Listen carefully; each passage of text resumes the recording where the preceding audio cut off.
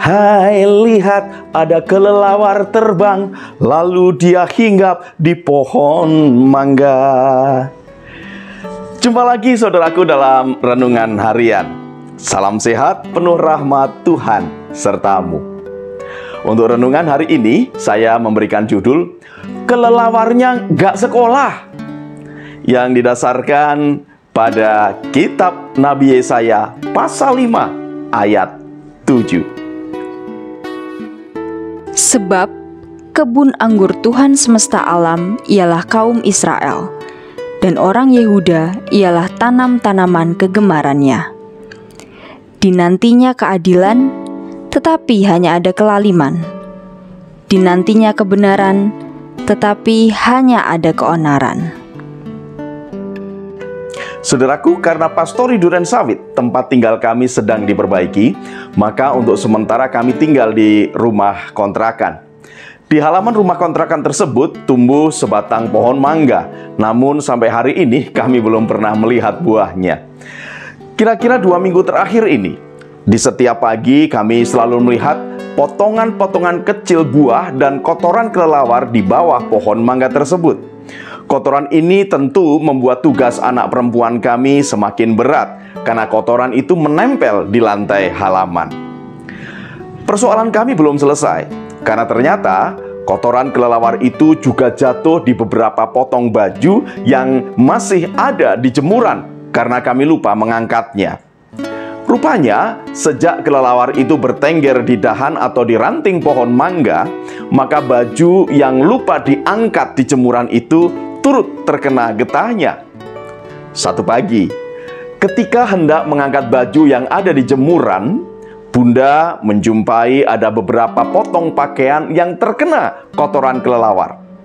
Waktu melihat ada baju yang terkena kotoran kelelawar itu, Bunda berkata, "Dasar kelelawar, gak sekolah, buang kotoran sembarangan." Akhirnya, baju yang terkena kotoran kelelawar itu mesti dicuci kembali. Di dalam hati saya berpikir, seandainya kelelawar itu pernah sekolah, mungkin ia akan tahu bagaimana bertindak yang benar. Bila kelelawar pernah sekolah, mungkin ia akan tahu di mana mesti buang kotoran tanpa merugikan pihak lain. Bukankah belajar hal yang baik akan menuntun ke dalam kebaikan juga? Pertanyaannya adalah, bila ternyata kelelawar itu pernah sekolah, apakah ia pasti akan buang kotoran di WC? Sudahlah. Saudaraku, dalam kehidupan kadangkala kita menjumpai ada orang-orang yang berpendidikan baik dan berasal dari keluarga yang terhormat, namun perilakunya buruk dan tidak menjadi berkat. Bisa jadi bahwa pergaulan yang tidak baik telah mempengaruhi perilaku yang buruk itu. Umat Israel dan Yehuda pernah dianalogikan sebagai kebun anggur milik Tuhan. Tuhan juga sudah melakukan yang terbaik bagi umat sebagai pohon-pohon anggur Tuhan tentunya, supaya umat dapat memberikan hasil yang baik. Akan tetapi bukan anggur manis yang dihasilkan, melainkan anggur yang masam. Tentu Tuhan kecewa dengan kenyataan itu, sehingga Tuhan akan membuat Israel dan Yehuda menjadi reruntuhan. Dalam kekecewaannya, Tuhan mengatakan, "Sebab kebun anggur Tuhan semesta alam ialah kaum Israel, dan orang Yehuda ialah tanaman kegemarannya. Dinantinya keadilan, tetapi hanya ada kelaliman. Dinantinya kebenaran, tetapi hanya ada keonaran." Umat Tuhan diharapkan menegakkan keadilan dan kebenaran, akan tetapi mereka tidak melakukannya. Padahal umat telah belajar bahwa Tuhan adalah Allah yang adil dan benar. Hanya karena ketegar tengkukan umat, maka mereka tidak mau meneladani Tuhan dan hanya mengikuti kehendak diri sendiri.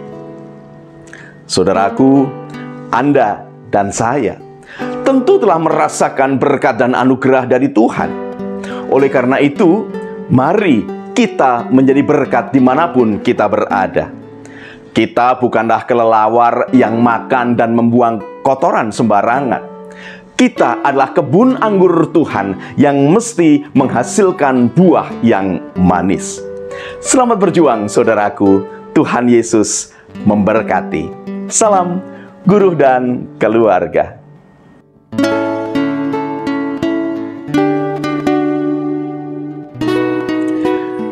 Mari saudaraku, kita berdoa. Ya Tuhan, kami rindu untuk dapat menjadi berkat dimanapun kami berada. Kami juga ingin untuk senantiasa dapat serupa dengan-Mu, sehingga kami dapat menghadirkan keadilan dan kebenaran. Kiranya Roh Kudus menolong kami untuk dapat mewujudkannya. Terima kasih Tuhan Yesus. Amin.